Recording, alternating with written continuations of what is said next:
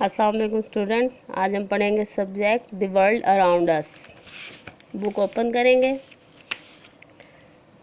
My body से allowed the parts of head.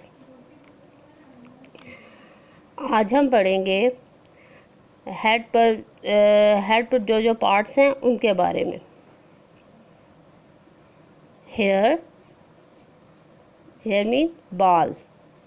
Eyebrow mean भवें। Cheek में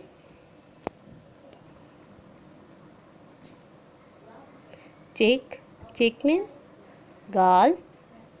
mouth में मुंह।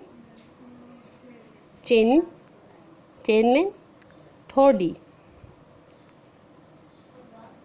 Read again. हेयर मीन बाल। आईब्रो मीन भवें। चिक मीन गाल।